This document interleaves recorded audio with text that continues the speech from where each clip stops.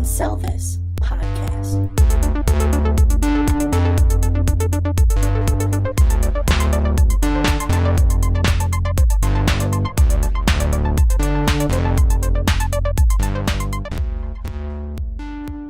Hello, everybody. Thank you for listening. This is the third installment of Wcst podcast. That is We Can Sell This Podcast. I am your host, one of, Cameron Miller. With me, as always, is the never superfluous, always magnanimous Nelson Piper. All right. And also, Paul Bukowski, the Knight of Mirrors to my Don Quixote. Hi. A little bit of a delayed reaction on that one, Paul. I'm here. I'm ready to go. I'm excited today. Yeah, I'm excited too. We're doing this a little bit late tonight, but I think we're all going to be able to muscle through, get this in for our listeners. A little bit. Indeed. A little tired. So let's open up here. Paul, I noticed you did something a little bit out of the ordinary, a little interesting this week. You want to fill us in on what that was? Yeah, so I had a pretty interesting Saturday. I treaded in the land where most 20-year-olds dare not go. I got you're 23. That's true. So I got a phone call around 1 o'clock Saturday from my sister, and she's on the phone. She's like, "Oh my god, oh my god, oh my god," and I'm like, I'm figured, okay, something's going on. What the heck happened? And she's like, I'm like, what's going on? And she's like, I'll give you $100 to drive me to Ohio tonight. And I'm like, all right, well, what's going on? And she goes, well, I tweeted this guy named Matt, and he's going to get me meet and greet tickets to see this Justin Bieber concert in Cleveland. Oh. So you're already enjoying this. I'm already like, okay, this is going to be interesting. It's $100, right? Yeah, so that's what I'm thinking, $100. And I'm like, all right, so, and then I'm like, okay, I'll go out there, spread the word about the show or whatnot, right?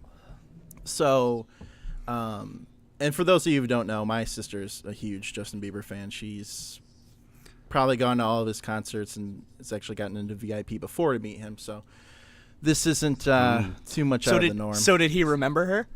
Well, okay, let me get to that. Let me get to that. I'm sure he doesn't meet people every day. Right. So let me get to this. So, all right. So she's like, yeah, I'll pay you to go and everything. I'm like, all right.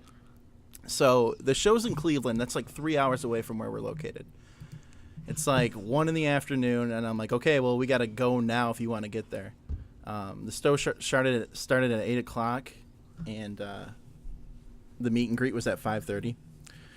So anyway, we pick up her friend Sally, and we're heading down there, and it finally dawned on me, like we're leaving Flint, going into heading towards Ann Arbor, and I'm like, you know what? I'm gonna drive all the way out here, and they're not gonna be able to get into the show because somebody's messing with them, And so they, I had my sister call the box office, and I'm like, just call them and see if they even have a ticket for you. So she calls them up, and she's like, hey, I just want to make sure I got tickets under the name, Katie.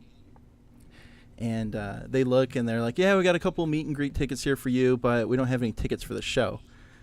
And so I'm already like turning the car around. I'm like, I am not driving you all the way out there for no reason, right? So then she pipes up and she goes, well, I was on Twitter and I was talking to Matt, and this Matt guy apparently is like the official coordinator for all the meet and greets. Yeah, and she's like, I was talking to Matt and he had us all set up, blah, blah, blah, blah, blah. So the box office guy goes, oh, let me get a hold of Matt and see what we can do.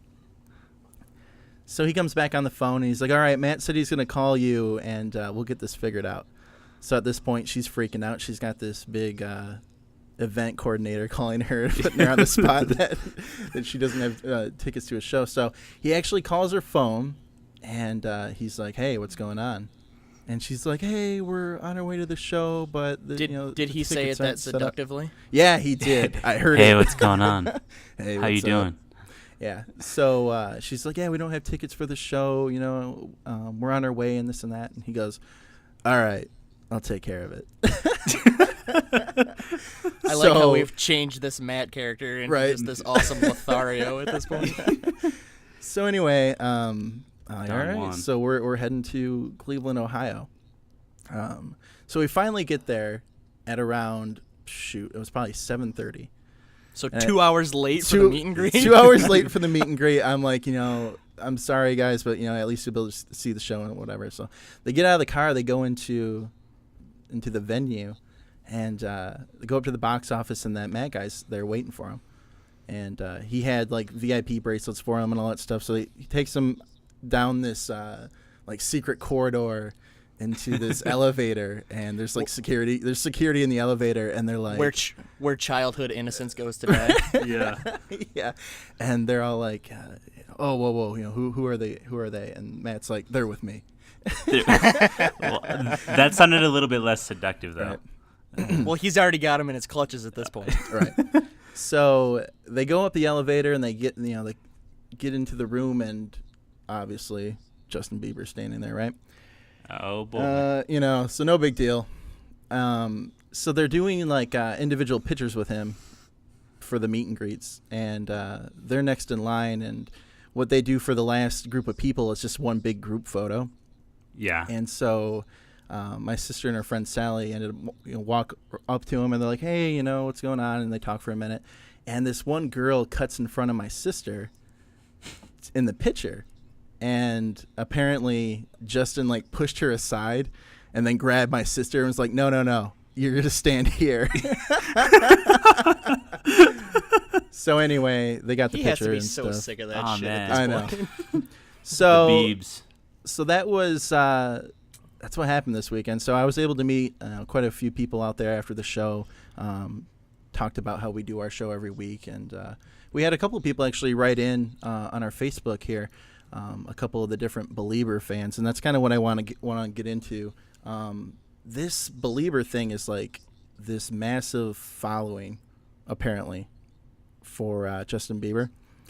So I have Ashley here. She writes in and she goes, "Being a believer has always been the best part of my life. Belieber.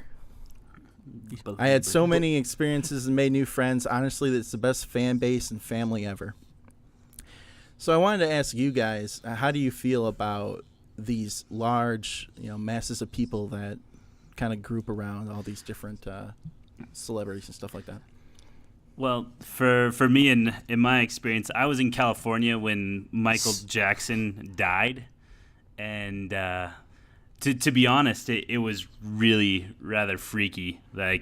You see all these people that just come out of the woodwork, and you would have no idea that these people even followed someone like that, and they're just sobbing on their front lawns, or they'd come up and ask us, because I was a missionary out in California, and they just start talking about where is Michael Jackson and things like that, and just having a heart-to-heart with me about this guy. That it really kind of threw me for a loop that these groups do exist, and people have this commonality, or they feel that they can relate to this one person, or that one person actually has helped them in so many ways that I don't know, it's a little off-putting to me. It feels a little weird, just because I guess the closest that I can come to that is a feeling I have towards Daft Punk, but they're robots, so I already have this detachment. So I share that feeling with you. The closest you come to that is not being friends with me. Yeah.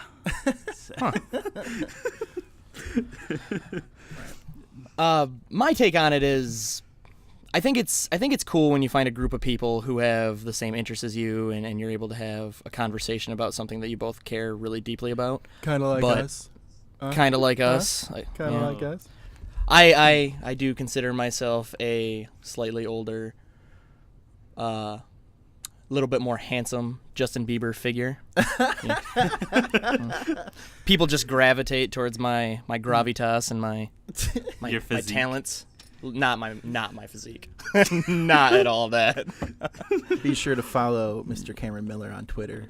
Cameron yeah. Miller 00. Yeah. But I think there are these people, obviously, that take it a little bit to the extreme, where they are really too much invested in that person, who more than likely doesn't know they exist. But beyond that, I mean, if you find a group of people that you enjoy hanging out with and you have the same interests, I think that's what everybody wants. So Yeah. Like what it you is like. what it is. Yep. So, Did you wanna ask us anything else about that, Paul? No, I'm good. I'm ready to roll. We got on the agenda today. Indeed. We are covering Pacific Rim this week. It is the only movie we saw this week, unfortunately, for everybody who like to listen to us for extended periods of time. Indeed. But I will also say it is the best non-children's movie we have seen so far. What? So Whoa. hopefully we can drag this conversation out for you. Yes, indeed. Overall, Pacific Rim, to me, I dare say, I'm going to put this out there, and there's going to be a lot of kickback from certain friends that I have, but Pacific Rim, to me, has been the best movie of the year. All right. Whoa. Best movie, because I've heard you tell me this before. Best movie or most entertaining movie? Okay.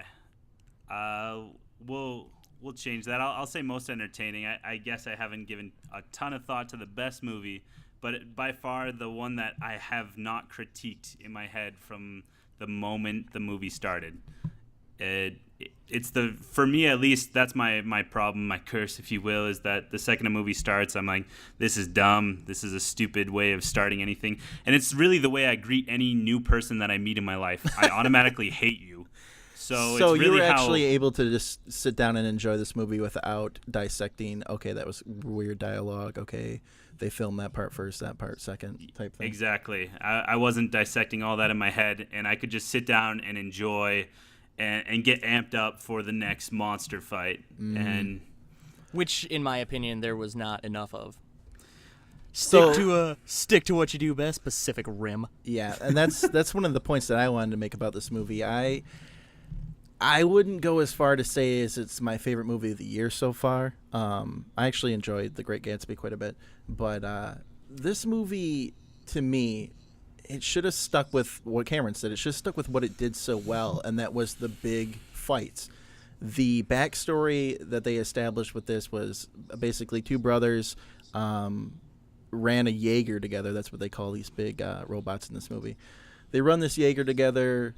Something happens in the beginning where the one brother dies, and then it kind of goes forward in time where you see the lone brother meeting up with somebody else to run a Jaeger with.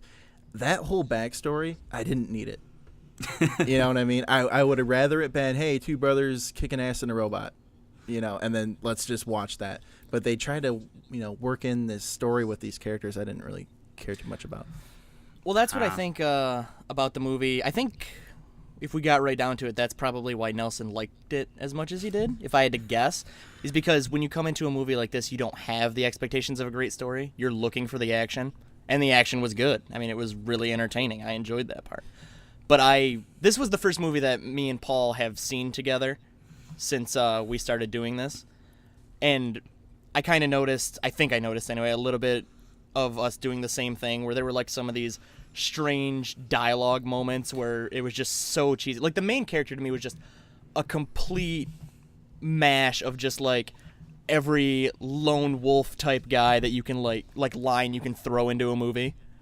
And then they resolve these conflicts like so quickly with him. Like the part that really stuck out to me with it was when they were trying to get him to come back after his brother had died, so he's like, this broken hero. He's working on it. He becomes a welder. He's working on the wall. He's working on the wall. Working on the wall. He is working on that wall. But he, I forget the commander's name in the film, but he's up there trying to convince him to come back to run a Jaeger, and he basically says, "I can't let anyone else in my head again. It's too painful." And then he says, the commander goes, "Well, where do you want to be when the world ends?" And he's like, "Oh yeah, you're right. Yeah. Let me go drive this giant robot. That's Right. way cooler than working construction." Why did I start welding in the first place? Yeah, this is terrible. You just answered a 5-year question. Oh. I know. All right. It's seconds. Now that you bring that up, yes, there are those points to it, but I still feel that some of that backstory, I guess, helped me at least understand a little bit more of the gravity of the situation. Because, yes, if the movie was just all robots smashing these crazy monsters that are coming out of nowhere. I guess I would start thinking of it a lot like Power Rangers, where you don't really get the gravity of them breaking the buildings. But with and having that little I'm going to interrupt you backstory. really quick. With the awkwardness of the cast, I felt like it really was the Power Rangers. Like, there was a point where they go back to the command room, and he's like, "Oh, we got what was the name of the monsters that were coming out of the hole? Kaiju. We got a kaiju codename Leatherback coming up," and I was like, I looked at Cameron. That totally was. Yeah. Totally was like reminiscent. I looked at Cameron seen- and I was like, ay, ay, ay, ay, ay. Do you think they have a guy on staff who names them? Like they would have code names for him like as soon as they came out of the hole. Well, like the they're first already one, measuring them as they're coming up. Oh, we got a class 3 or whatever. We got a class 3 stub nose coming out. Yeah. Code name Knifehead. Which I just like to believe that there's a guy down there who's just like sitting around eating a bag of Doritos, and they look at him and go, "Hey, what do you want to call this one?" I don't know. Let's call it Ramhead. It's fine. Moving on. Whatever. Oh gosh. Well, the other point that I'd like to make with this movie, for you guys, when you saw it, it was just a regular show, right? Just a 2D feature, sit down. And... No, we got 3D, which I was a little disappointed in. I prefer to watch. We got 3D, but we dimensions, didn't do IMAX. Okay. Yeah, it was just a standard. Because see, that for me, like the 3D, whether it's Master Image or Dolby, whatever you guys had, or Real D, those ones just suck. It really does. It doesn't really give any great depth. And honestly, the image is a lot darker now that you put those glasses on. But IMAX 3D, I can stand and I enjoy it. But for me, when I saw this movie, I actually saw it twice. And the first time I saw it in Dolby Atmos, which for all you viewers who don't know, it's just 360-degree surround sound. So you have speakers on all the walls, front, center, left, right. And then you also have it on the ceiling as well. So basically, these speakers envelop you. And the way that they've developed the sound for this one, at least, now that Atmos has been out for about a year, seriously, the whole movie, you're just hearing these little nuances, or you're just getting blown away at the craziness of the sound, that like you really hear the monster when you're in the robot, basically, and you hear the monster. It sounds like you were in the movie there, sir. Yeah, you get enveloped in it, but you're in Nelson the actual. passed through the time warp hole in the Pacific. Yeah, there. I'm drifting. Into this world.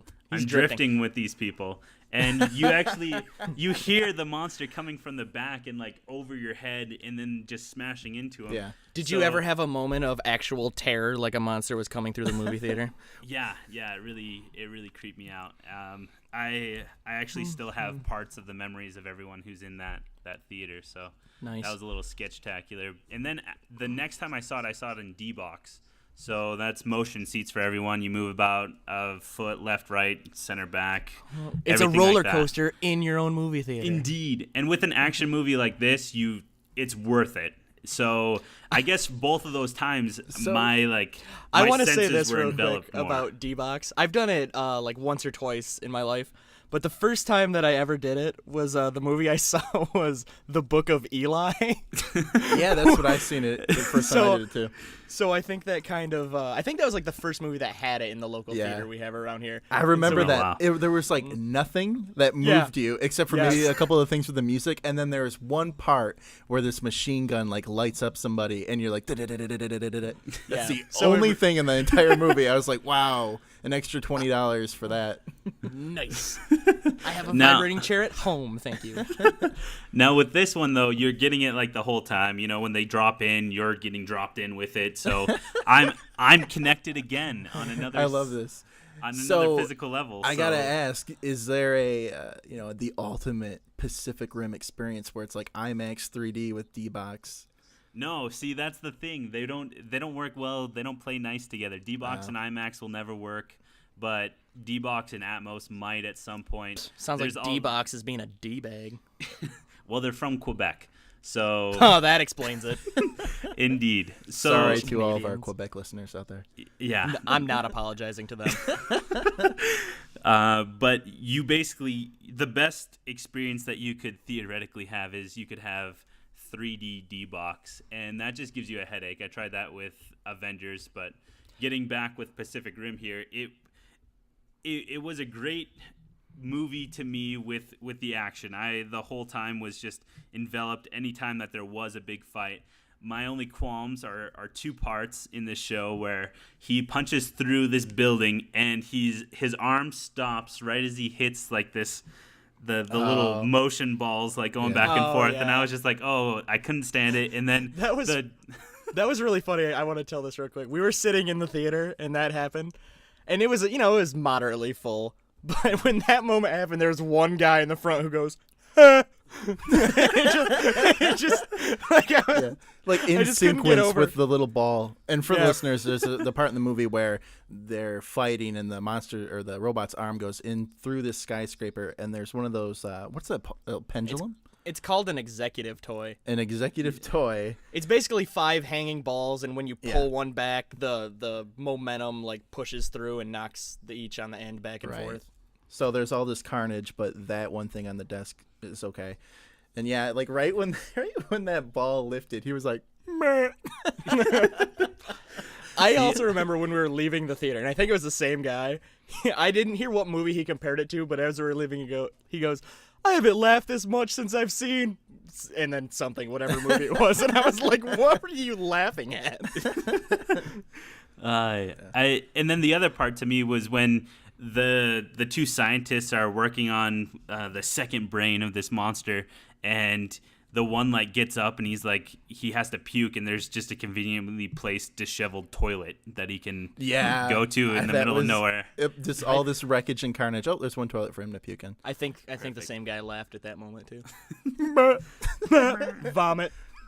It's a toilet. What's that toilet doing there? A toilet shouldn't be there. That's hilarious. It's so dirty. Who are the writers of this movie? Give them an award. But go ahead.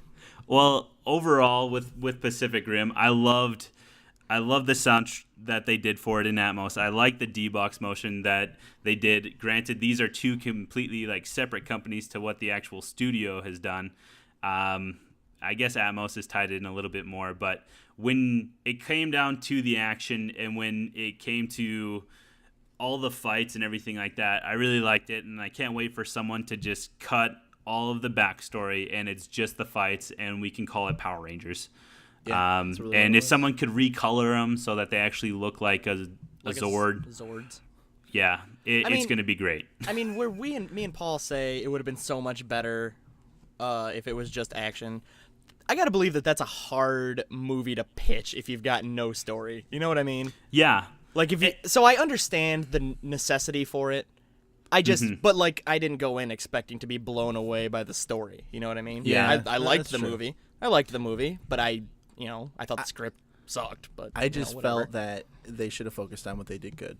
And yeah. so much there was too long a lull for me in between the initial fight at the beginning of the movie and the next one. Yeah. I felt like there was I gotta believe that section was at least 45 minutes, and I was like, there should have been something in there that should have bridged the gap a little better with the action stuff. I get what you're saying. So Nelson, what are the numbers on this movie? Well, for Pacific Rim here, it actually came in third overall for the week. Which is sad to say. I mean, Despicable Me 2 came in at number 1 with 44 million. Grown Ups 2 was in second place for 42 million, and then Pacific Rim. Who is watching Grown Ups 2? Shame on you people. I gave you credit the last 2 weeks with The Lone Ranger and with White House Down. Shame on you for watching Grown Ups 2. Yeah. I'm taking you to task on this one. So we really are upset with America and your poor choice of Grown Ups 2, but with Pacific Rim, granted, as a whole in the world, Pacific Rim did really well. I bet it did great in Japan.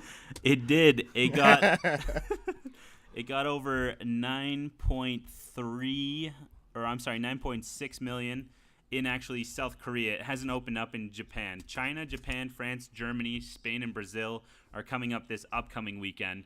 But so far, South Korea, Russia, and Mexico have all gotten it, and that's what's really bumped Pacific Rim up. They've done so far 53 million for opening weekend, which is better than Grown Ups 2 worldwide. So I would hope so. So thank you, the rest of the world. Are you bumping for having Are you some telling me that Adam Sandler, Chris Rock, Kevin James don't play in other countries? Yeah, I would have never imagined They that. didn't sell out in South Korea? I know, exactly. But the other thing with this movie that I wanted to bring up was actually a conversation that I had with a friend and coworker. His name's Brady, and we were just talking about how much action and entertainment and just explosions and all that stuff that we were just talking about, how you're like, we don't need the backstory to that, or you weren't expecting a good backstory. And I think that's what's happened this year with movies is, let's not worry so much about the backstory. Let's worry about the sequences of action that we're going to do. Let's make sure this is all flawless and looks perfect. And we were just comparing like some B-list movies and some movies that you would have never thought of that they even had any real major action. Like the example that we were talking about was this big hype on the Sci-Fi Channel of Sharknado, and comparing that to Jaws, you know? Yeah. Within the first minute of Sharknado, you have like 50 people getting their heads bit off by these sharks that got sucked up in this hurricane. Did you watch Sharknado? No, I've seen little like Bits and pieces of it? images of like some guy with a chainsaw going through a We shark. we might almost, just to take it a little bit off topic for just half a second here, we might almost have to go with that for next, like for horrible movie segment instead of just horrible Netflix. We might have to go to that just because how much hype it's got. Yeah, how much hype and press it's been Patton getting. Oswalt is Twitter talking about. Twitter explode, dude. On my Twitter, I follow 99% like sports writers and profiles like that to keep up with news, sports news that I'm listening to. My Twitter exploded with Sharknado crap when that movie aired. I couldn't believe it. I was like, okay, Adam Schefter, what the hell are you talking about Sharknado for? Exactly. So we're comparing Sharknado and how ridiculous this whole plot is because it's all sheer action and entertainment compared to like Jaws, which has maybe 2 sequences of really intense in-your-face action with this shark, and the rest of it is just really good dialogue, really good drama, and like it's intense. The entire movie's intense, but there's not all this crazy action. So I think that's the reason why I hate a lot of the movies, or that's why this one has been a little bit better for me, because I was just expecting all action, and I got that backstory that helped out tremendously for me. All right, so I think Well, hold on. we need to... Hold on. We got... Stop it. One more thing I just wanted to bring up, just because I like him so much and I wanted to talk about it a little bit, was this Charlie Day's first feature film? Do we know? No. Why you got to put me on the spot on Charlie Day here? Well, I'm putting everybody on the spot because I don't remember either. Charlie Day, the only thing that... he was in Horrible Bosses. Oh, that's Yeah. right. Yeah, good call. Yep. Which I think I Holy said cow. before I didn't really care for that movie. Yeah. But his character was, blah, whatever. Yeah, I agree. It was part of. I mean, it was part of that story that we were talking about that we didn't really need or care about. But I thought he acclimated himself fairly well to the big screen. I like to see him succeeding outside of Always Sunny, because I enjoy his performance on that show. Hashtag Charlie Day, we love you. Yeah. Plus, I like to see him prove to me that he can do other things than act like a complete idiot. Even though he kind of did in this movie. His scope as an actor. Yeah.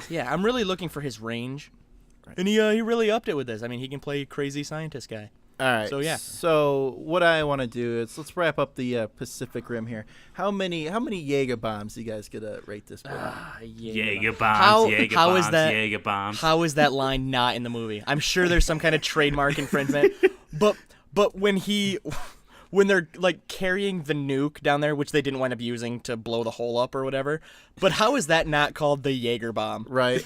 I mean, come on, dude. I'm waiting. As soon as they said Jaeger, like in the first That 5 could've minutes of the been- movie, I'm just like, oh my god, please say That it. could have been their Snakes on the Plane. It could have know, been. It really could have been. Yeah. I could have went. The movie could have Of been. course, we didn't have Samuel L. Jackson. It's true. You could have if you'd have had Jaeger bomb. Somebody get that goddamn Jaeger bomb in the goddamn hole. The apocalypse is canceled. Oh yeah, they had their Samuel L. Jackson equivalent. He just had like a little bit of an accent going with Jaeger bombs. Anyway, yeah. So how many Jaeger bombs are you giving this one? I'm giving it 8 Jaeger bombs. 8 Jaeger bombs. It's my best rating of the year. Is 8 Jaeger bombs the same equivalent as rabbit tails? Yeah, we're going on that same. I Same made the scale? assumption on that one, but that's what we're doing. Okay, Same scale. and also the same as destroyed guitars. Yep. Yes. Okay, just making sure. I'd probably give this thing. I'd probably go 7 out of 10 again. I think that's what I gave Despicable Me. We haven't watched anything yet that's had a great story, which is the stuff that I really love. But again, I kind of went into it the same as we have with some of the movies in the past, where I kind of knew what I was gonna, get out of it, and I got what I wanted. I thought it was cool. I thought it looked cool. This was the best. I will say this. This is the best movie I've seen. I didn't feel like 3D hindered it. Now, granted, I usually go out of my way to avoid 3D movies. I just prefer not to see it. I think the last one I saw, Paul, did we see the Avengers in 3D? I believe so. All Yeah, right, we I see think that in IMAX 3D. Okay, that was the last one that I saw. And this is the first movie where I was like, yeah, it actually added a little something to it. Yeah. So I was happy to see that. Okay. It's not just I thrown give in. this. I give it 6. I give it 6 Jaeger bombs. Oh man. Just like I said, the Nelson liked the backstory. I didn't really care for it too much. I felt that it's fine to have backstory and not have all action, but just the route that they took, with having their brothers die and then him being reunited with this girl that was saved as a young child and raised by the governor. What was his role? He was he was the a commander sergeant. or He was the something. commander, Stacker right. of that division. So then they can, I just didn't care about that. I would rather it been 2 brothers kicking ass and robots. That would Then be fine. if you'd have done it that way, it would have just been the tag team version of Real Steel. I don't even want to get into that. All right. My last question to cap this off. In the movie, they drift. They're drift compatible because their minds can work together and you share all your memories and all your thoughts and your mental pattern with them. So since they're drifting, who would you guys drift with? Oh man. Like, who do I wish I could drift with, Yeah, or yeah. who do I think I would be able to drift with? Who do you wish you could drift with? Any celebrity? Man, you were putting me on the spot with that one. Yeah, that's a tough I know. one. I That's a know. toughie. Paul, you got anybody? I'm. See, for me, I guess I'll Well, start yeah, why don't off you lead here. off? Mine's Alicia Keys, hands down. No doubt, no question. That in is my mind. that is an odd choice. I don't necessarily disagree with it. I bet Alicia Keys knows some sweet stuff. But You want to elaborate on that a little bit? She could play my ivories all day. oh yeah, she's gorgeous, absolutely beautiful. She's just gorgeous, and I mean honestly, her concert, her talent, her just raw talent. I just want to be in the mind of someone with that kind of talent. Maybe that's her. Maybe that's what her song "Falling" is about. She Yeah. keeps falling in and out of brain connection with you. It probably is. I mean, there's sometimes I wake up in a cold sweat and I'm like, man, I know what it is now. Alicia Keys Drifting. before her time. All right, I think for me, that, I got one. Go ahead. All right, Go ahead. so I would drift with Steve Jobs. I He's think dead. I know. Have but fun with that. I'm just saying, get Apple turn back around and get them where they need to be. Oh man. Yeah, I think I would drift with O.J. Simpson just so we can put that to bed for good. Yep, you did it. Seen the whole thing. Don't give me that shit about the glove not fitting. Both gloves fit.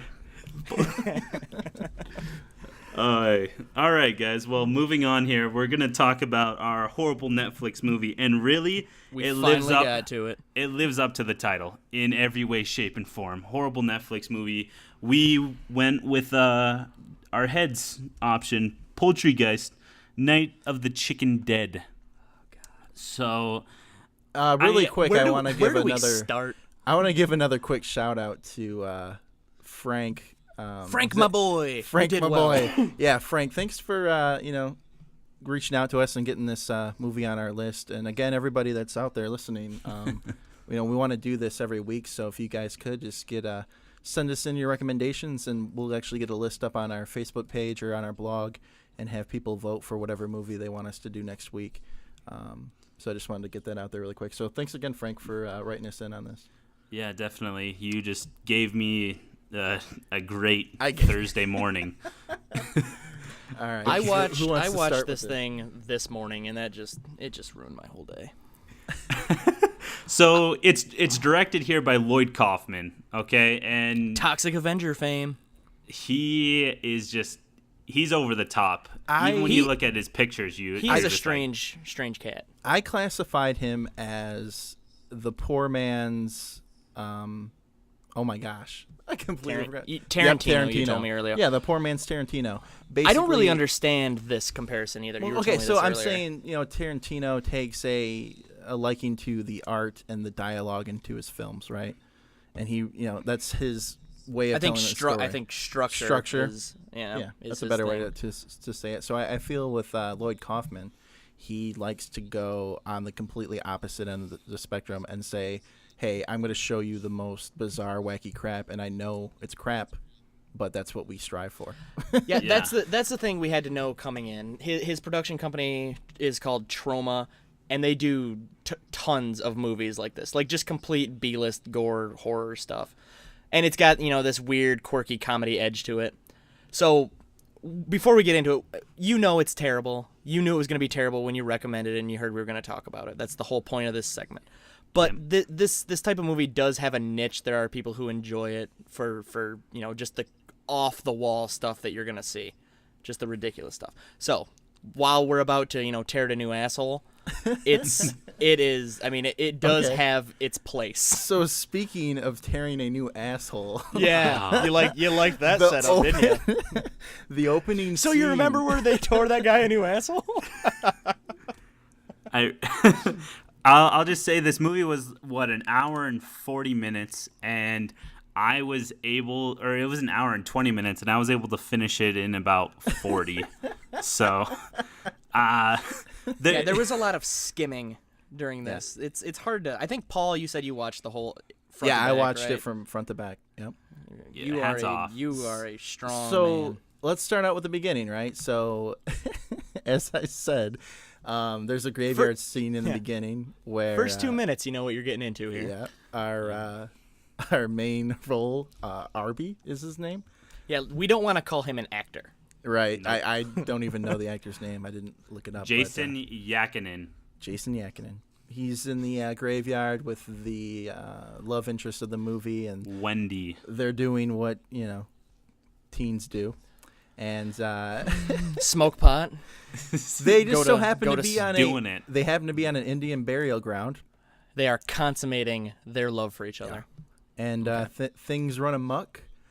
And basically, the graveyard shift owner guy comes out and literally gets a fist shoved up his ass, out his mouth. Oh, my God. to grab the underwear. Those with weak stomachs skip forward about 20 minutes because it's just more of this. And then you'll watch another 5 minutes and you'll skip another 20. So the thing I want to talk about that was most maybe intriguing and off-putting at the same time were these random moments where they would break out in song, like sexual song. You stole my thunder. Yeah, I know. We talked about it a little bit, but it's really I think it's really the most as outrageous as it is for me to see a chicken person grow an enormous penis with a chicken head on the end of it.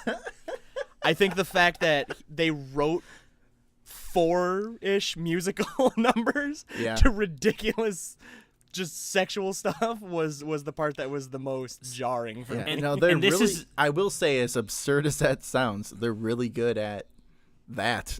Absurdity. Yeah, if that's your cup of tea, this is the movie for you. If you want to watch a movie that involved, I'm going to assume a couple people actually sitting down and trying to map out this song, then, you're in the right place. The thing that I couldn't believe as I'm watching this, because for the most part, well, for every part that there was any type of like sex scene or anything like that. I'm like, okay, skipping forward. I hear the random like tail end of songs, or they'll come in at certain points, like at the very beginning when there's this big riot or protest at the front of this chicken store, which is just an off-brand KFC, that they. So I'm just like, Popeyes. yeah, I'm just looking at this and I'm like, how did Lloyd Kaufman even get a single soul to be like, yeah, you know what? I'll score your movie.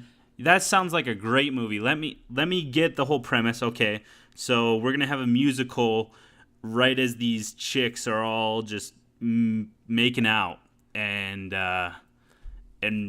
here we go. Okay, great. We're gonna need like 4 violins. We'll need a couple cello. Like, where do you?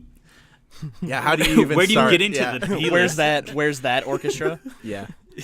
One of the things that I thought was funny was how the dialogue was very much aware of itself.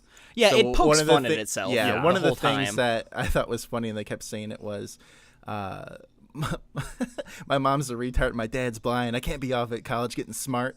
I gotta take care of them. That was funny. I did laugh at that. Oh. God, this thing. It's so hard to even wrap our heads around it. Like, I don't even know. We can't review it as a typical movie. Yeah, No. well, because It isn't. Yeah, But exactly. It is a B-list movie, and the thing that's surprising when you finally look up about Lloyd Kaufman, when you look up about the entire show, is just the quickness of their production. How well it's become just a streamlined thing to pull out an hour and 20-minute movie and be able to say, like, all right, this is the story. Hey, we're making it up as we go, or hey, we got to figure out how to get all this. It is a production line or a streamlined operation of just producing Yeah, shit. it really is, and it's crazy. So, Like right before the McDonald's. show, I checked out his IMDb page, and he has 11 movies coming out that he's either in or directing or working on in some capacity in the next year and a half. I mean, you are running at optimal shit producing level when you are when when you're you doing got that. that kind of time. Yeah, when Yeah. when Got you're that kind producing of at a time with clip that like many that. movies. Yeah, Right. I mean, it was just insane. But One thing I want to say really quick, spoiler alerts, so if you want to yeah, watch this film, be careful skip ahead maybe a minute. because there's so much in this story. So yeah, it goes from this Indian burial ground thing, and the new fast food restaurant gets built on top of it, and then that gives them all the bad luck of all the happenings in the restaurant. So you don't really even see anything until the end. Yeah, like With the like the actual first hour of chicken the stuff? film, there's really it's like none of that going on. Right. And then it just like it ends so abrupt and just so weird. Like Did any of you expect it? Like, No. No. the whole time, I didn't expect it to happen that way, but the whole time I expected them to die, our main Yeah. characters. I was just like, this is just so off the wall. There's no reason to let them live. Yeah. You're not doing, well, maybe you are doing Poultrygeist too, but you definitely don't need the same characters. So Yeah. I kept waiting and waiting for the moment when they were going to die. And I was eventually rewarded with my patience. And they were murdered in a car accident. car accident. Not in Completely the fashion you separate might have from the expected. movie. Yeah, nothing to do with the actual zombies or anything. Just flipped their car and died, exploded. Gone. So, and that's the way we end our review of them. They flipped the car and died. Yep. So do we even bother scoring our horrible Netflix movies? This is the base. I guess we're gonna have to give it like the next one that we review is gonna have to be based on like a Poultrygeist. Like, So do we how just- many rotten eggs are we So gonna give it? this is our baseline. Do we give it higher or lower than Poultrygeist Night of the Chicken Dead? Yeah, I Yeah. think so. Won't Yeah. it be awesome when we find the movie that's lower? Oh, This one's gonna be. This This is one will be on topic for a while. This is a lowest one. strong contender for coming into the clubhouse right here. indeed. Oh dear. Thank you, God. Lloyd Kaufman. Thank you. Thank you, Frank, for the worst hour and a half of my life. Thank you so much for that. Well, guys, I think that wraps up our first part of the show here. So, hey, listeners, we have a new segment coming up after the break, so you definitely want to stay tuned for that. We also want your thoughts. Send us what you love to watch and play at mail@wcstpodcast.com or visit our Facebook page, facebook.com/WCST All right, we'll see you after this break. Adios. Peace. We can sell this podcast.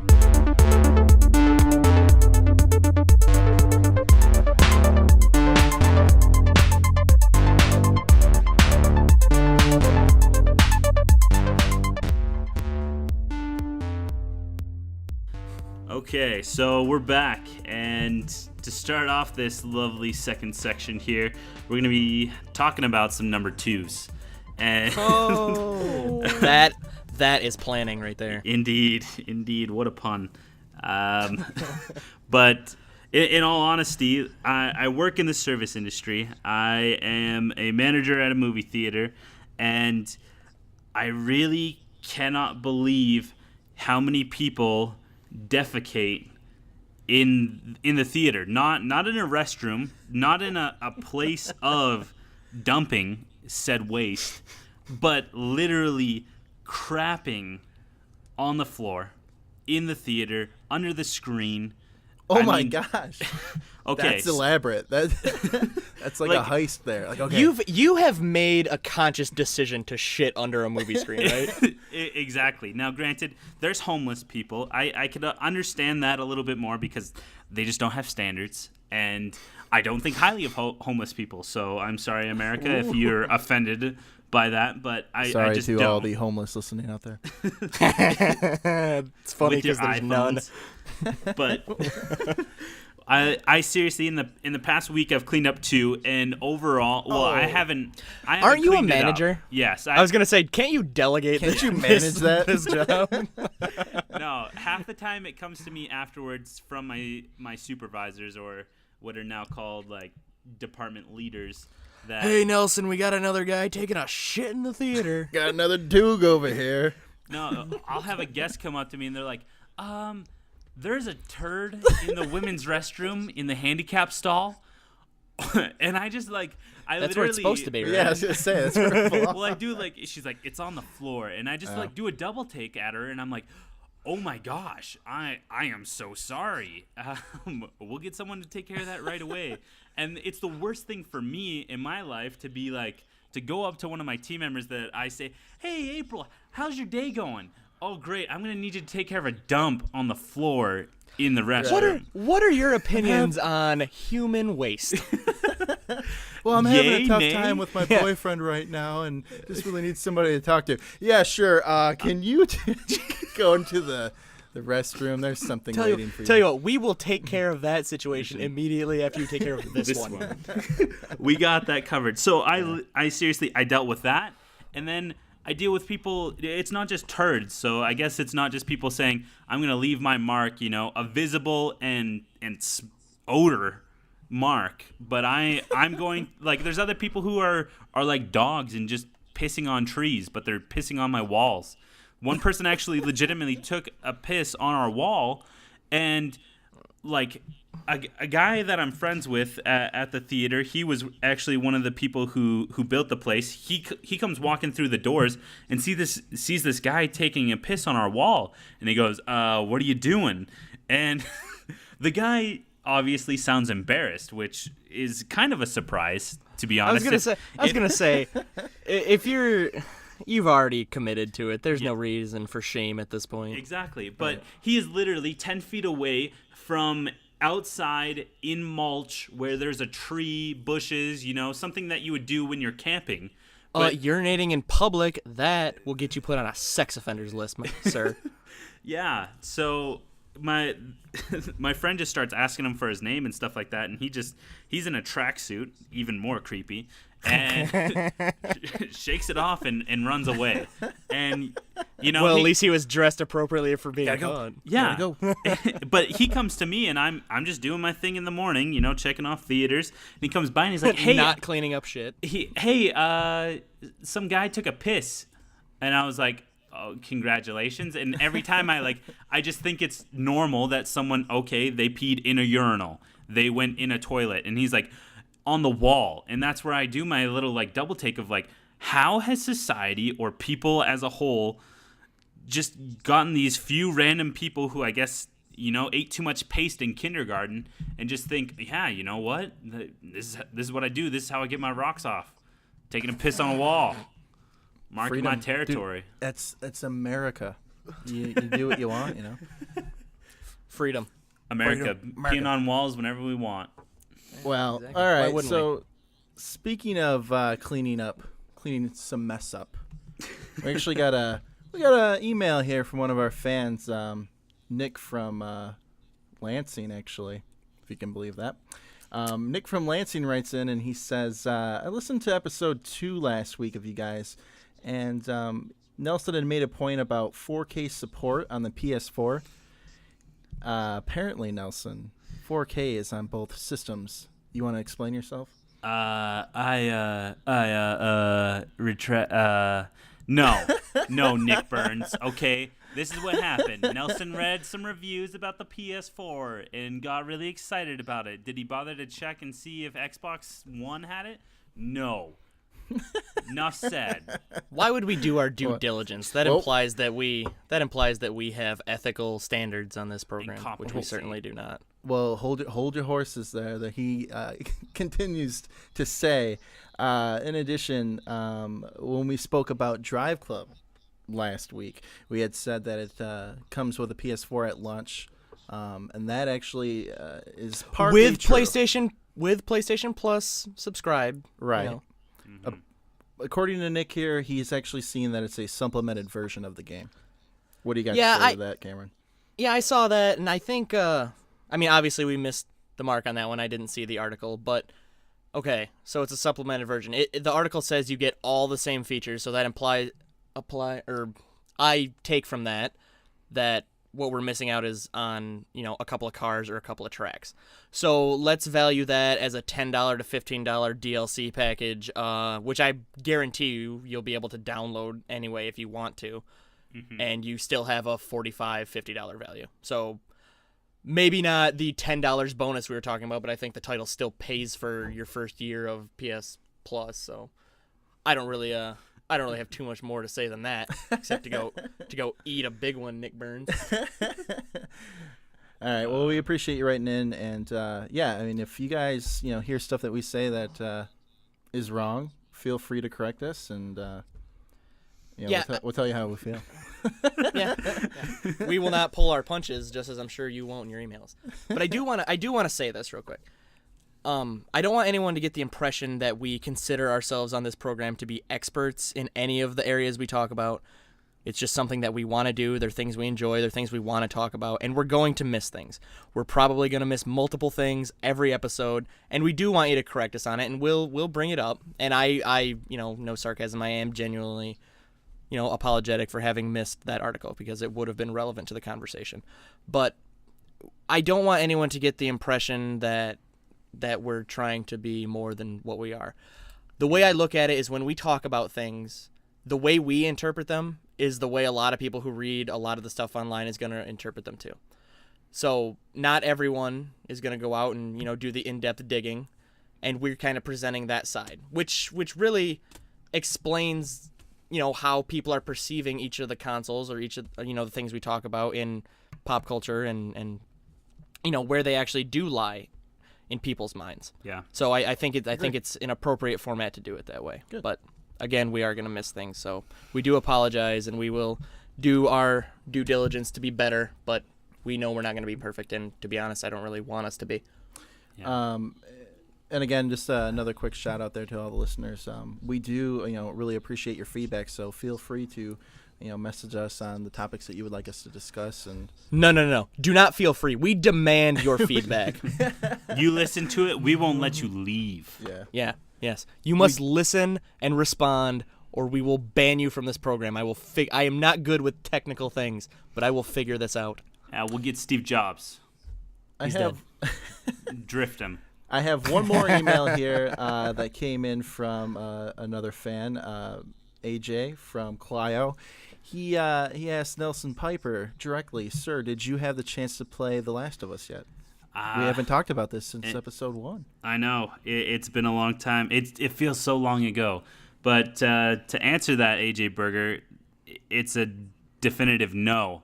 And I don't know if you remember from the first episode, and Paul and Cameron have clarified that I do have a little mix-up here.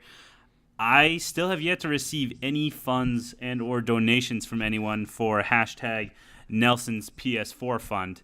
And really, I get it. It says PS4. So we're going to just conglomerate that. We're merging now a new fund, a new Kickstarter for Nelson. Hashtag Nelson's PS3 until he gets his PS4 fund. Yeah. So Hashtag someone help Nelson's broke ass. Indeed. Okay. So I shame on haven't you. played it No, yet. shame on you, Nelson. I will make you're missing AJ out. Berger. I will make AJ Berger a promise right this second. When I get my PS4, my PS3, and a copy of The Last of Us, will be en route to Utah for Nelson Piper to plug into his television set and enjoy. Oh my goodness. Nice. I'm a little teary-eyed right there. You got anything to say about that, Nelson? I'm gonna update my Kickstarter and show that I only have like another $350 to go. I put $1,000, just to see what I'd get, but Are you offering any of the deluxe packages for people who donate enough money? yeah, they'll actually be getting. Maybe we could send them a flyer autographed by all 3 podcast members. I'm sure that will be a fetching item for any. Hey, and that's any expensive fan. for us, okay? Because it probably will originate here in Utah, and then it's got to be shipped to you guys. That's a 3-day, 2-day process, and then I have to drive it to Paul, or Paul has to drive it to me, and then we have to mail it back. That's just an ordeal. We are that committed. You will probably get it in a year. Oh, that's way too short a timetable. Indeed. Just think of it this way: you will have something very extraordinary to look forward to 20 years from now. And you probably won't even remember it, so pleasant surprise as well. There you Exactly. All the more reason. go. Yes, but moving on here from AJ Berger onto our Xbox One conversation here. Yes, Xbox One coverage. the old X-Bone. All right, let's open the floor. We're gonna format this sucker the same way we did with the PS3 last week. We are going to talk console design to start off. So I believe last week we referred to the PS4, as many people had described it, as the Xbox One in italics. Yep. So this is just standard font console, right? I would even go as far to say as it's bold. Yeah, maybe bold. I would Bold. maybe describe it as Arial 14 point. Bold. Not Arial Black. It is not that thick. Well said. Yeah. I looking at the images, it's hard to tell. I think it's a lot. It looks bigger than I think It does look actually bigger. is. I Yeah. think it. I will be surprised if it's not bigger than the PS4. I'm pretty confident in the fact that it will be. Yeah. Um, But I think one of But- the things that they were going for with it was that, just a standard look, because a lot of people, I guess I should probably open up with this. Microsoft, right out opening the gate with this, they want to go for a more broader audience with this console this time around, with all the different features we got that we're going to talk about. But I think they really wanted to go with this is a gaming machine that doesn't necessarily look like one for all Yeah. the standard consumers. That wasn't the original message, was it? We honestly, we could spend the entire conversation just talking about how poorly this message was delivered of Xbox One, but I think continuing on with this console design, I do like the fact that the design itself, I mean, you have to consider the Xbox Connect added with that. I like how it's streamlined, that the two don't look like completely alienated from each Yeah. other. They look like they were Yeah. built together. Yeah. Yep. Yeah, I agree. I'll say this: the console design is my favorite part of Xbox One. Well, Whoa, that whoa, kind of whoa. leads into the next thing we're going to talk about, the controller. For me, that the controller is the most exciting thing. The fact that they have the separate rumble Yeah. pads and the triggers. Shut I think up. that's really cool. Did you not know Shut- this? No, Yeah, no, that shut up was totally surprise and amazement. Yeah.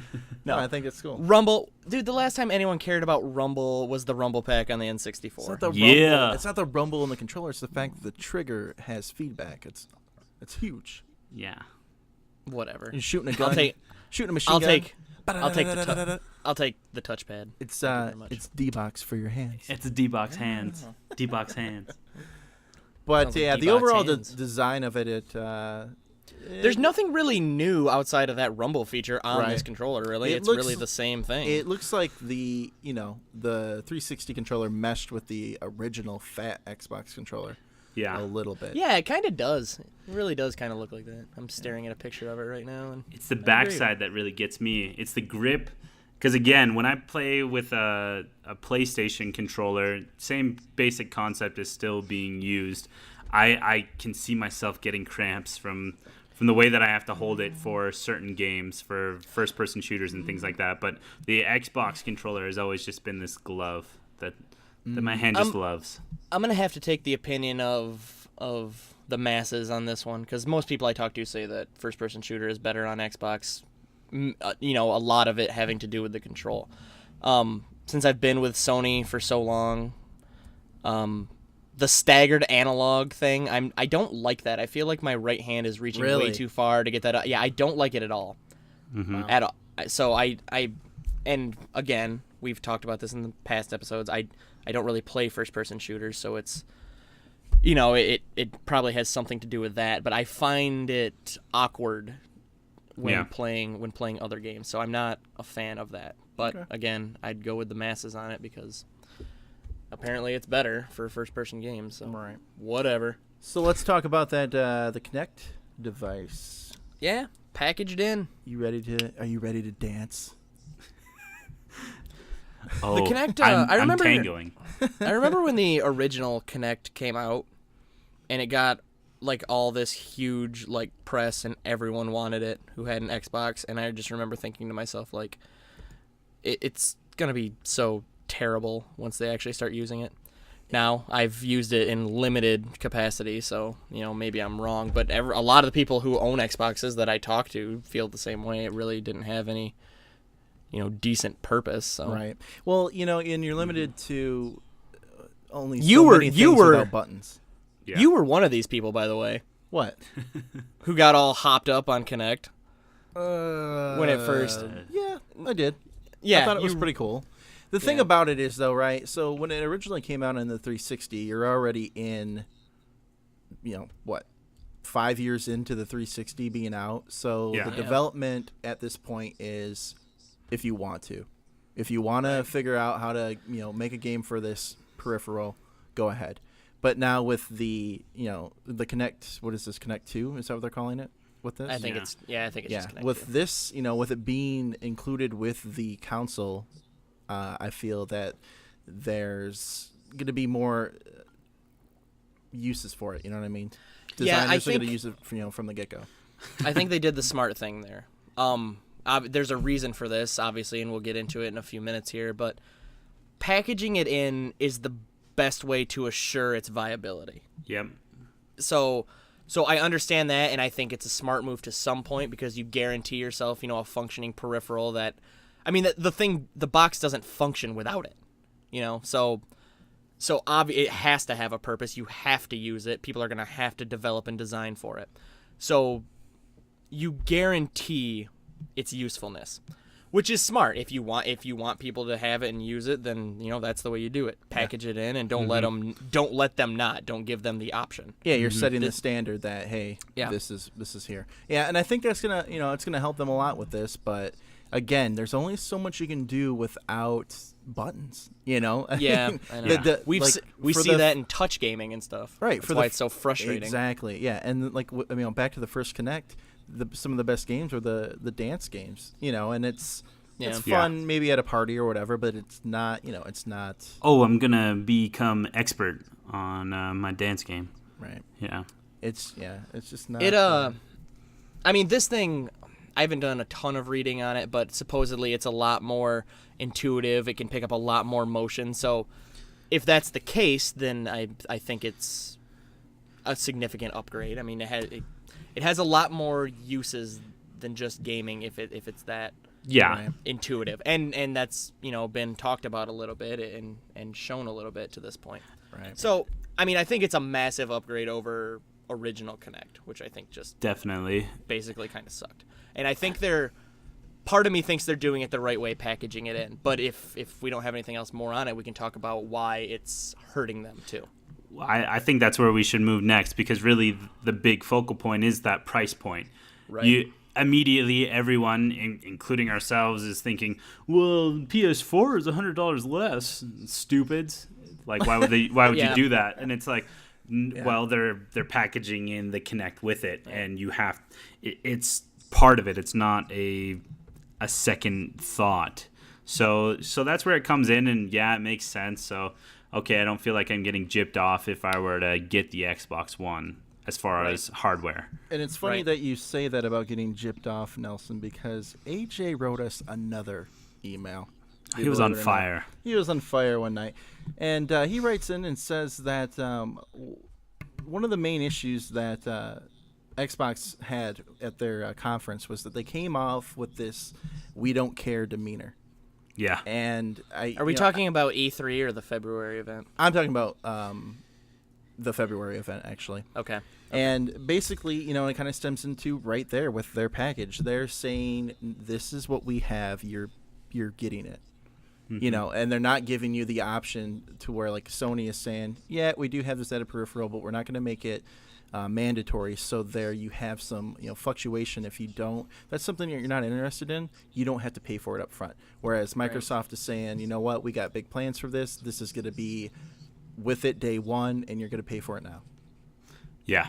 You know, so I do agree to, you know, AJ's point there. They came off with this is how it is. You know, you've already committed to us, and, you know, it is what it is. Yeah. Yeah, I think it's here's the contrast of the situation. It's if you want the device to be important and relevant to your console, then it's smart to package it in. But a lot of people are going to care about that price point, and that's where, if I have to give an edge, I think the $100 cheaper wins out. Even though I would be surprised if the Sony Eye doesn't fall by the wayside. Yeah. Just kind of like it did on the PS3. I would be surprised if it performs well. Let's put it that way. Now, for me, I know I'm not the typical consumer. The $100 price point isn't the biggest jump for me. We talked about this last episode. It's the games that I care more about. If PS4 was $500 and Xbox One was $400 and Xbox One still came with the Kinect, I would still buy PS4 because I want the games. Mm-hmm. Yeah. But for a lot of people, it is that price point. But that price point for Xbox, it comes with a lot more, at least to what we've heard to this point. There was that little thing about Sony trademarking that PlayStation TV thing the other day, which we don't really know anything about yet. Mm-hmm. But to what we've seen, Xbox has a lot more functionality beyond just gaming. Yeah. And sure. It also comes with the Kinect, so there is reasons for this $500 price point. Yeah. The very fact that it's not just the gaming now. Like, you can plug in your Comcast cable connection, which I still don't know how all that's going to work out, but if it is like what they've presented to us, there are a lot of attractive things for people who not only are just gamers, but they use their console already. Xbox 360, they've already developed it with the homepage and with everything, social, movies and everything like that. They've already started to develop those ads and things like that, where people are using their 360 now as a complete entertainment system. They don't go out and get a second device to play DVDs. The only thing that I know, obviously, right now that they have to do is you need to get a Blu-ray player if you want Blu-ray. And oh, by the way, with Xbox One, you get the Blu-ray now. So hey, does Xbox One have a Blu-ray player in it? Yeah, Xbox One has a Blu-ray, and now with that cable communication, I mean, I would get the Xbox One solely for that, just to plug it into my Comcast, because I absolutely hate the user interface that I have to deal with Comcast. It's Nelson, let me fill you in on something here. I have that with Nintendo right now. You won't use it. Yeah. Well, just the thought. See, there we go. There's. See, but that's Nelson. where I want to add to that. You won't use a Wii U ever. Not true. I use my Wii U more than I use my PlayStation 3. Granted, it's 98% Netflix watching, but that's fine. You're still using it.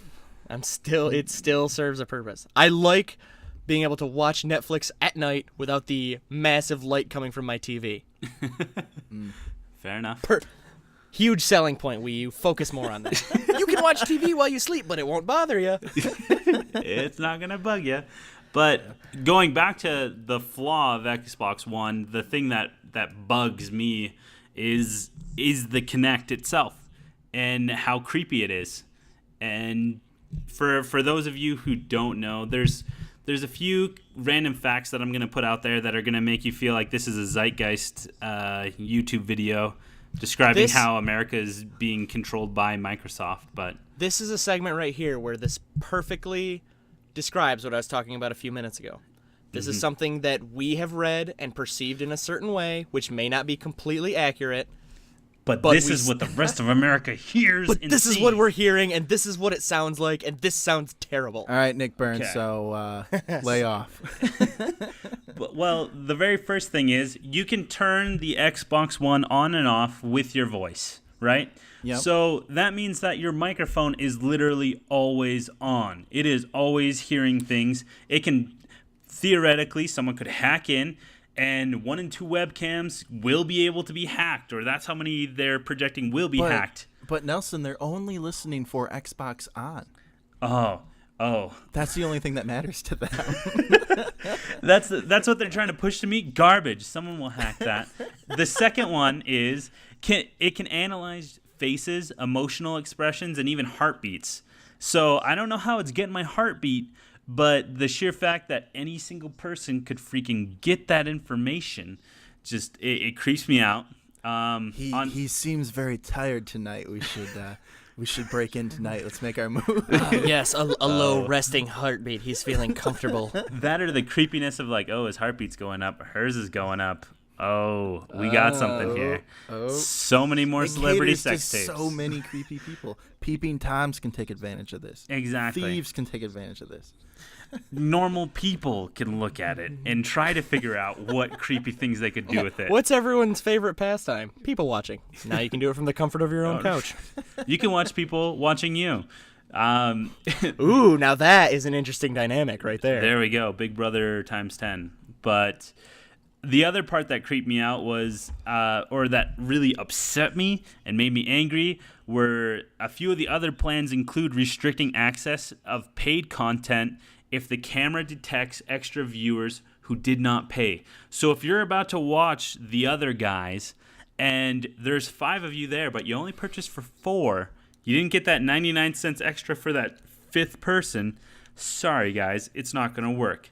Don't worry, I've already thought a way around this. I'm going to take a picture of 4 of me and 3 friends sitting on the couch, and that's where my Kinect's going to be looking at that picture. And then he's going to be freaking out because he's like, holy crap, everyone is dead. Everybody's dead. There's no heat signature or heartbeat. Oh my gosh. So maybe I misinterpreted it the wrong way, but the way I read it was it charges your account based on who it sees, or charges your card based on who it sees in the room. So the question I had immediately with it was, let's say I'm sitting around, watching a movie, with a couple people, or new scenario. Let's say I'm married and I have 2 kids, and me and my wife. Okay. Yeah, 180. But I'm married and I have 2 kids, and I'm sitting down and I'm watching a movie with my wife, and then my kids in the background run through by the Kinect. It charges me $2. That's $2. Yep. And then they run back the other way. It's Is that $2 more?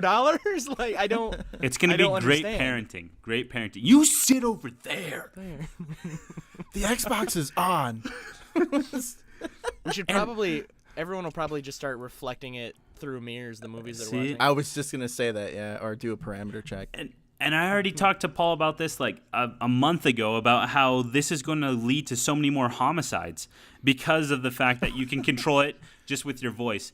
Xbox switch to TV, Xbox game, and like the wife is going to be like Xbox TV, and the husband's going to be like no, Xbox game. Yeah. And then fighting back and forth until and then eventually someone goes Xbox stab. And then it gets up and does its thing. Yep. I do remember when I heard about that initially that it was always going to be on and they could do the facial recognition and stuff. They made a point that well, with that data, we can then essentially market that to other companies and say, hey, we know what's working for them with ads and when they're leaving after the show and stuff like that. So there's a lot going on. They have a lot of backdoor stuff going on. And the only pro to it that I've seen so far is that they're trying to market and say, hey, we are going to give you monetary value for staying through a commercial. You will get like Xbox points if you watch a commercial. If you stay, you'll get stuff like that. So that's going to be your only purpose to really watch advertisements. And that's going on a completely different subject of marketing, which I'm not going to bore you with. And I'm going to say this really quick, but last episode we talked about Candy Crush. And two episodes ago. 2 episodes ago, my bad. And how that's kind of addicting even though you're really not doing anything. I can almost see this like, right now everybody doesn't know, so we're kind of back and forth on how we feel about the Xbox One. But when it actually comes out and these things are actually a reality, I bet you that like those types of weird achievements for watching commercials and stuff like that, they'll probably go viral. And like you'll have YouTube, videos of people getting all these weird achievements, and it'll actually probably be something that benefits them in the long run, in one way or another. Congratulations, you've watched 100 hours of commercials. You've earned the bed sores achievement. Right. Yeah. All right. Well, let's move forward here and talk a little bit wider scope. Then, where do we see Xbox in the lay of the land right now? Basically, between in terms of them against Sony, I guess is where it's right now. End Everybody knows they got a black eye right now for the way that they came out.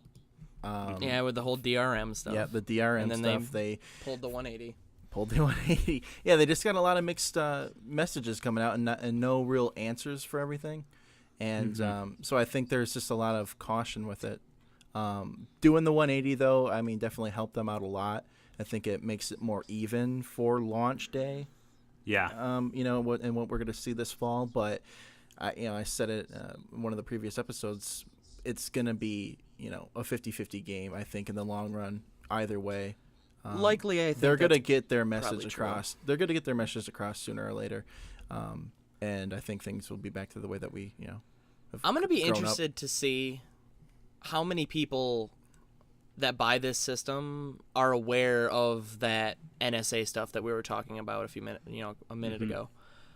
Because I can see that, a lot of around Christmas time when your mom goes and buys you a system and you're a kid, she's probably not doing a whole lot of reading about it. She just knows you put it on your list. Yeah.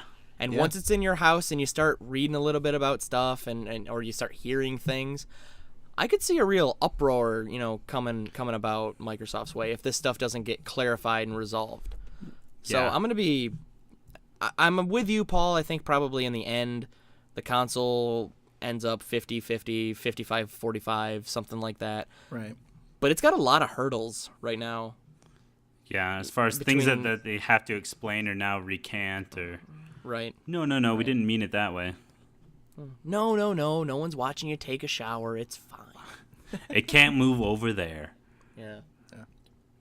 It's not listening for that, but yeah, but between the two, if you were to ask me PS4 versus Xbox One, I right now am all for PS4, and PS4 has the clear edge right now. I think, and it stems back to more to what Cameron said. It's not the price point. It's not anything against Microsoft, even though they dropped the ball. It's just simply the fact for me that Sony has all those, first party studios making those games for them, and Xbox doesn't have that. That's what that that edge, depth. Right. That's what tips the scales for me. But I said this on last episode. As of right now, Xbox is the family console. Yeah. Yes. So I think it appeals more to that market, and say what you will about the February presser, but they did a lot. They did a service to themselves in that regard. Yeah, you alienated, your hardcore gaming base, but you got the word probably out to the mass. you probably didn't gain that in immediate reaction either, because who's watching that press conference is hardcore gamers anyway. Right. But in the long run, I think you make up that difference in the family market. So Yeah. Yeah, no, it's really interesting. I would have never predicted that it was going to be like this with these two consoles. I would have never predicted such a dramatic It really, difference between the two. The conversation's completely different. I thought it was going to be, the graphics aren't that different. I don't, blah, blah, blah, blah. But right. no, it's it was all going to be like hardware stuff, and it's not. There's a lot of social issues tying in with it. There's a lot, the price difference. The price difference is for, on a considering it on a larger scale it's amazing to me that they're not the same price. Yeah. I just find that very surprising. Yep. So it's going to be an interesting thing to monitor over, in the coming months and the coming years. But like you said, Paul, it'll probably end up close to 50-50 just because that's how these things usually work out. But right now, I think Sony definitely has the edge, and Microsoft has some catching up to do. So, you got anything to add to sure. that, Nelson? Or you ready to move on? I'm good to Okay, keep on. so the final point we got here for this is the games. Actually, since we were talking about those, so of the list of games that are coming out, Cameron, you got the list in front of you there? I do have the list in front of me. So what do we got coming out for this?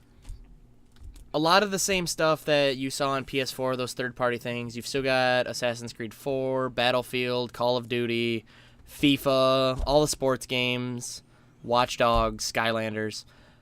The main differences you see here in the launch titles are Microsoft has Dead Rising 3. They have Killer Instinct, which is a downloadable title, if I recall. They have Rise, Son of Rome, and Forza Motorsport. Those are the four that aren't available on PlayStation. And as far as launch window goes, basically Titanfall. Yeah. Is the next big one. But let's talk a little bit about some of the confirmed day one stuff. Go ahead. For me, the one that I guess I looked at or piqued my interest the most was that Rise, Son of Rome, just because I couldn't spell Rise right. But no, you spelt it correctly. Oh. these motherfuckers. Oh, they had something Putting a else. spin on it. No, but you watch like the gameplay of it, and this is one where you actually watch actual gameplay happening, and honestly, the graphics on it are garbage, to say the best. Garbage. I've seen a lot of people impressed with it. See, I don't know. I've looked at it. I've heard both. I don't think we it can looks say awesome. garbage. I've heard that it looks awesome, and I've heard that it looks like crap. From what I've seen so far, the landscape, the sheer depth of everything does look really incredible. No, that looks pretty good.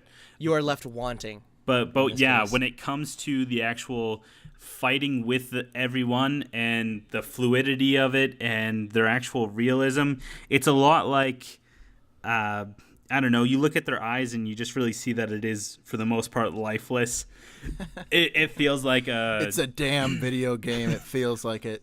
No, but they could have put more emphasis or detail into it. And then when you're actually watching the gameplay, I mean, anytime you're fighting someone, you're basically, every single person you hit, you get a couple slashes, and then it's like, oh, you need to push X at this time in order to get his head chopped off. Every single time. Yeah, that's some of the concerns that I've seen about it. People are really worried that it's just like a bunch of quick time events like that. Yeah. Yep. And I watched something, I believe it was just during the E3 coverage on IGN that I was following, and the developers came out and clarified that a little bit and said that that's not all it is. I forget exactly how they described it and what they were saying, but there's a lot more to the gameplay than that. Whether that's true and what that other part of the gameplay entails, I don't know. But I think that was a lot of people's main concern, and they were they came out and clarified that a little bit. Well, thank goodness, because even in that first, this is their one time to show you or impress you, and they already had 2 separate instances where it was the exact same continuation of the kill streak or how you killed that person. You're like, really? It only took 5 deaths before we already repeated ourselves? So... Yeah. And it's still early production on those kinds of things, but Indeed. yeah, that's something like you said. It's the first time you're showing off your game, you should have. Honestly, it should be doing more than what it really can. Yeah. You know what I mean? I was a little interested that they brought this title out. I'm trying to search right now actually for the original Rise, which came out on 360. But if I remember right, that was a poorly received game, not really a big title for them. So I'm kind of surprised that this is one of the ones that they're hanging their hat on early. Yeah. Just because it doesn't have a history, which is, it's a little bit the case with PlayStation 2 with, knack and stuff like that. But knack is a little different because it has that history of other games similar to it. Yeah. That you can kind of draw from, and you can see, they're going for a Crash Bandicoot, Ratchet and Clank type thing, whatever. And it's interesting. Go ahead. I just noticed in Microsoft's repertoire of games, they have this thing called Project Spark. Have you guys looked into that at all? It's funny that you bring that up, Nelson, because do we have another email? Yes, we do.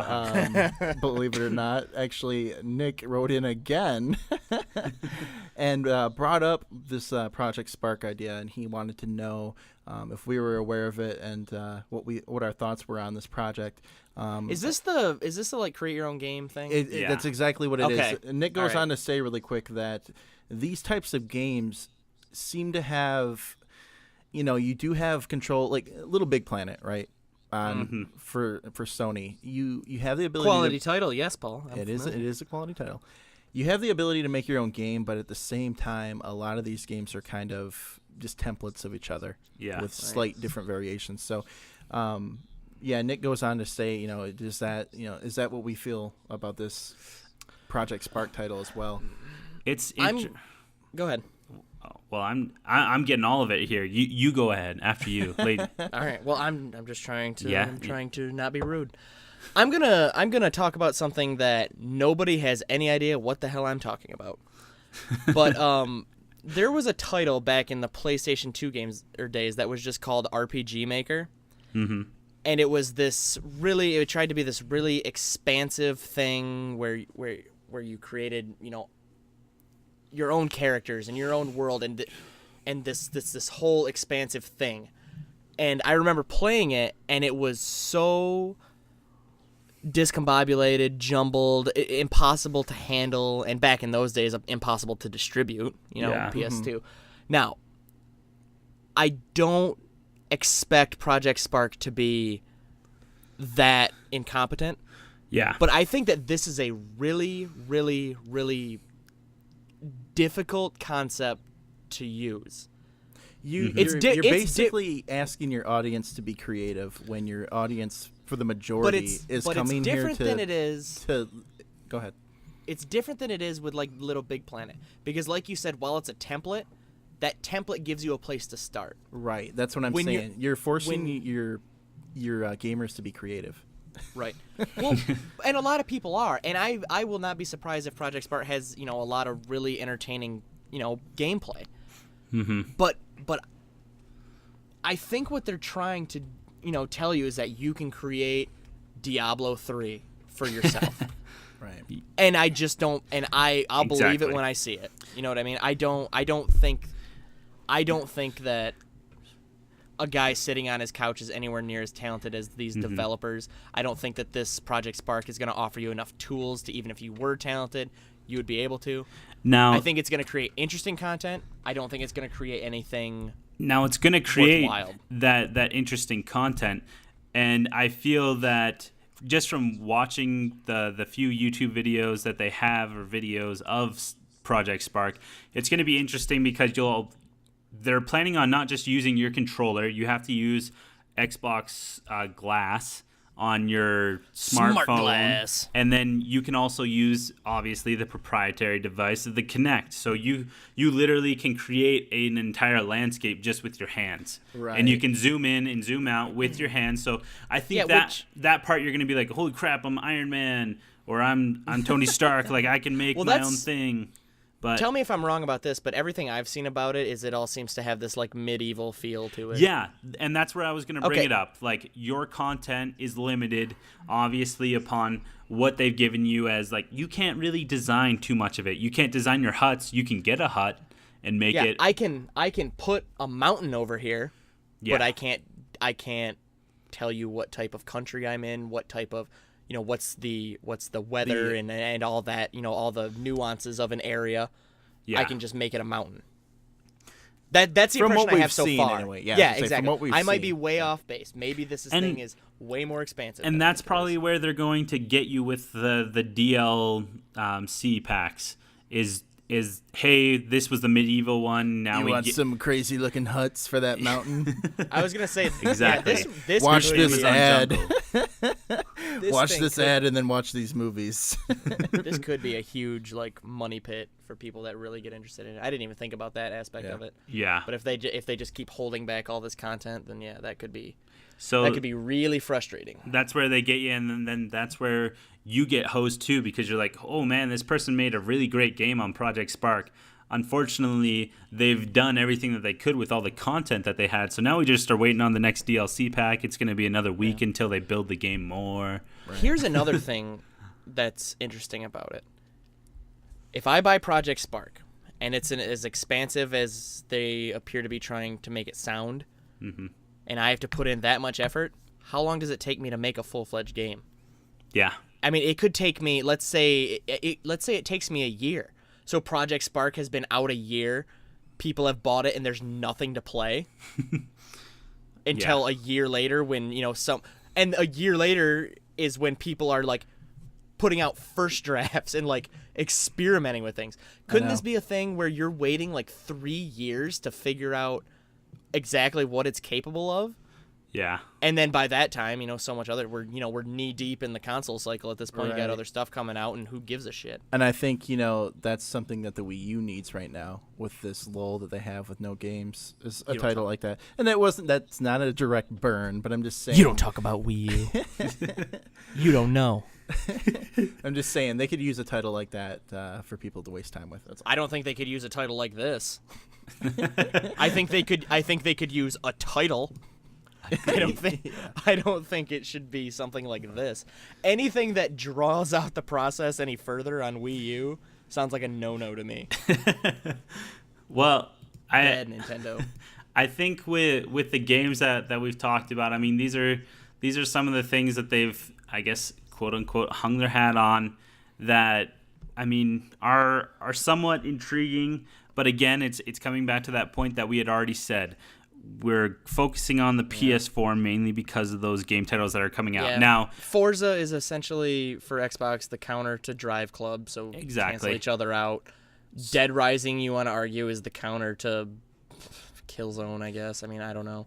But regardless of it all, you come out with this feeling, and I mean, granted, there are going to be more games. There are things that are coming out with the Xbox One that look really exciting, and we're going to get to that. 15 new titles, 8 new IPs or something, or 15 exclusive titles, 8 new IPs in the first year. Exactly. I think the case could actually be made if you wanted to try that Xbox One's day one is stronger than PS3's. Yeah. But I don't. Again, PS3 hasn't even brought out the big guns yet, or PS4. I'm sorry. Yeah. And I feel like Xbox might be burning one of its big ones with Dead Rising early. Yeah. And I guess you can make the case that PS4 is too with Killzone, but it's got so many more in the well. Yep. Than Xbox does. So that's true. Is there any other games that we wanted to talk about a little bit more? Maybe Dead Rising, because they focused on it a little bit in the E3 thing. That's one of the ones that we saw that has like cross-platform connectivity. We saw him like calling in an airstrike with his smartphone and stuff. Yeah. Oh yeah, I want to talk about that really quick. These extra peripherals for these different games where you can actually download an added app from an app store and play in the game. I'm wondering if that's like, if you can quite literally, like, if I'm at home playing Dead Rising 3 and you're, let's say, on your way to the store or something and you have the Dead Rising 3 app, can you, like, literally, like, affect my game remotely? I would imagine there has to be some connectivity that would make it exclusive to your device. Mm-hmm. I might be wrong, and that might change, based on the developer if they want that cross-platform. But I would imagine, at least with a game like Dead Rising, that I'm in control of that situation. Mm-hmm. I don't know how it would be. Maybe your game comes with some kind of certain access code that you punch into the app. Well, it's probably, and it syncs it with your on your friends list. If you're my friend, right, and we're sharing the Xbox app, right? We both have this game, and you have that app for it.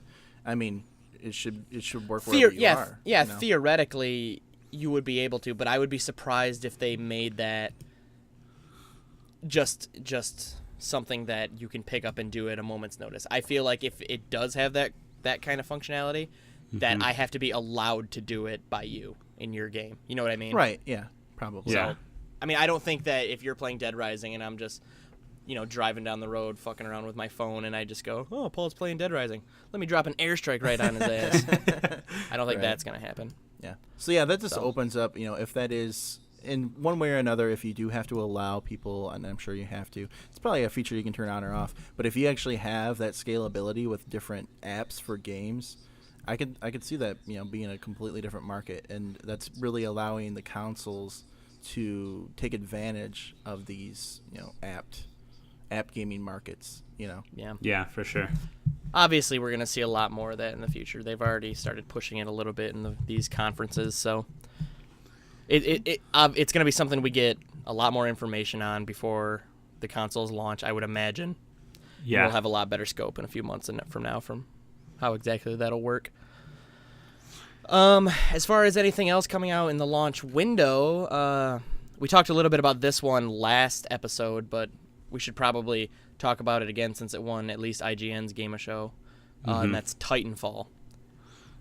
Oh, and yeah. I came out and said I don't care. It's a first-person shooter, mech crossover thing. But I did watch a quick featurette on this, and it does look really cool. I really liked, I don't know if you guys ever played Mech Assault back in the day. Heck yeah, I played Mech Assault. Right. So I really some punk.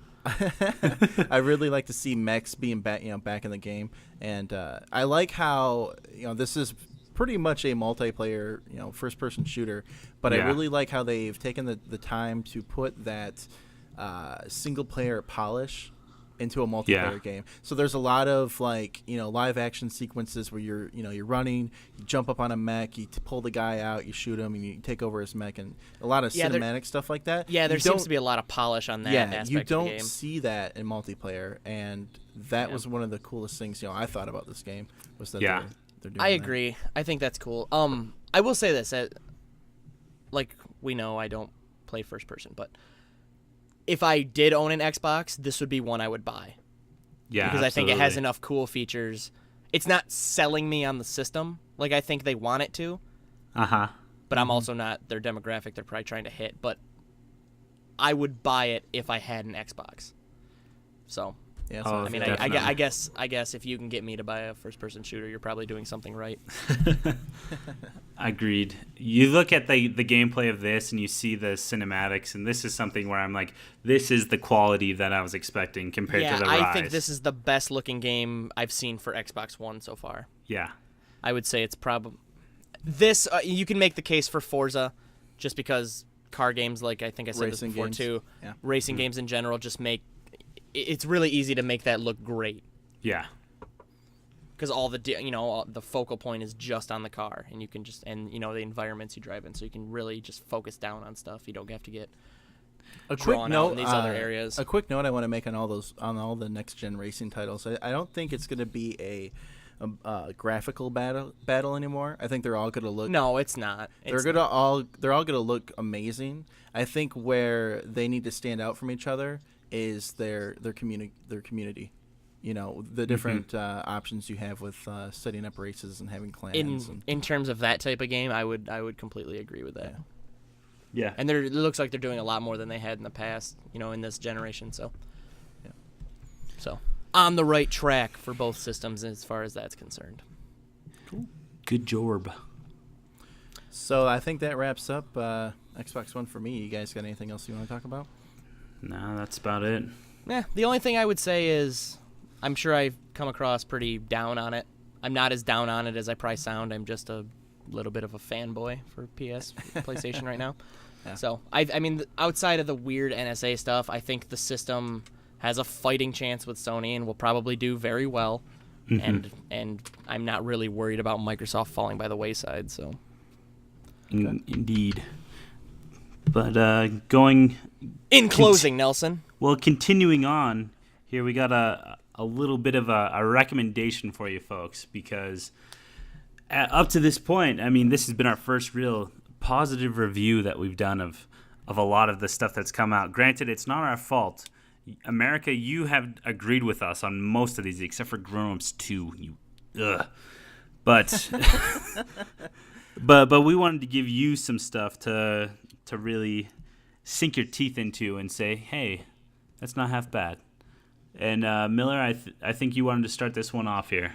Yeah, this is the new segment that we kind of teased for you guys at the break. Sorry for making you wait for it, but we want you to listen to the whole podcast, really get the whole feel. Yeah, chomp at the bit.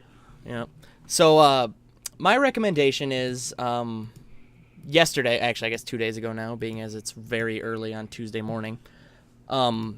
The new season of The Newsroom came out, which is the new Aaron Sorkin show, or last year new Aaron Sorkin show on HBO, starring Jeff Daniels and Emily Mortimer and others.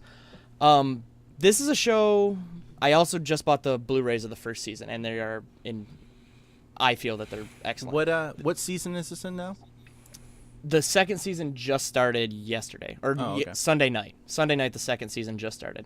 The show has gotten a lot of iffy response online. There's been a lot of negative stuff about it, probably more negative than there has been positive. But I really enjoy the show. It puts it has this really idealistic view of how the media can be in America if we set aside ratings and things like that. And it's a really interesting show. I think it's beautifully written. I love Sorkin. A lot of people don't because they think he's long-winded. I think he's great. I love listening to his writing. And the performances are great, too. Jeff Daniels is awesome. Emily Mortimer's awesome. And there's Olivia Munn's in the show, for those of you former Attack of the Show fans. Mm-hmm. And they're all she excellent. Made the right move. Yeah. I would say opinion. going to HBO is probably a good move. Yep. But I just wanted to recommend the show to everybody. Ignore what you may have read online saying it takes itself too seriously and it tries to force these ideas on you. Ignore and everything whatever. you've heard online and listen to our recommendation. listen to this guy who has no idea what he's talking about. Online. But I think the show's great, and I would recommend purchasing the first season for anybody who has any interest. And I would recommend getting into the second season as well if you have HBO Go or just HBO access. Ooh, indeed. I got a quick just a quick recommendation here. Actually, two. The first one being the last season of Dexter is upon us. So if you haven't watched this show, I'd highly recommend that you start. I believe this is season 8. Yeah. Is the actual final season. Is it still on Netflix? Yes, it is. Yes, I believe so. Not every season though, right, Nelson? Yeah. Watch something not terrible on Netflix. Right. It But anyway, really... season 8 is awesome. I think they're going to do a really good job at closing the show. So if you haven't caught up on Dexter, definitely jump on that train. And then the second thing I have to recommend, this is something, if you got nothing else going on, you got some time to kill, you want to kick back, get some laughs. Bridezillas is on Netflix. And I got to say... And entertaining stuff. I've stumbled upon this show, and yeah, it is just ridiculous. Some of the stuff that's like relevant in these people's lives, like just the drama and the things that they talk about. It's if you got nothing else going on, just pop that on just for some background noise. It's pretty entertaining. See, now for all you viewers out there that already like our show, the obvious recommendation that I have is a show that just hit its 100th episode, Psych. I do enjoy the Psych. I just started this about 2 weeks ago, and I'm on season 3 now, so shows you how little I do with my life. Have you? I'm sorry to sidetrack you for a second, but have you watched Monk? I tried when I was 16, so I need to try again. I was gonna say, if you like, if they're both USA shows. Psych is still on, making new episodes. If I remember right, they are. But I would, if you like Psych, I think you will enjoy Monk. I think you should. Exactly, and if you like this show, start watching Psych, because it takes I think till the second season until they really start getting into it. But if you love the banter of just talking about movies or trying to compare yourself to something, this is the show for you, because I really feel that everyone thinks that they're Gus. Everyone thinks that they're Psych, that they're actually the one in control of everything, but everyone's really Gus, just following along, Gus being the sidekick character of the show. So you all think that you're the lead character, but really, in actuality, you're just a sidekick, and it's awesome. It's hilarious. Cool. It is a very good show. I also recommend it. Thumbs up. If you could see me, I'm giving the presidential soft thumb right now. Perfect. But that wraps it up for this week's podcast, everybody. Thank you all for listening. As always, you can follow Cameron, Paul, and myself on Twitter at CameronMiller00, White Pressure, and Please Piper. Or like our Facebook page at facebook.com/WCST podcast. Keep up on the blog to see more of what's coming next week, and go to our website, WCSTpodcast.com, and ask us what you want our blog posts to be about. As always, together, we can sell this podcast. Also, we have to add at the end, next week we are reviewing Red 2 and R.I.P.D. Indeed.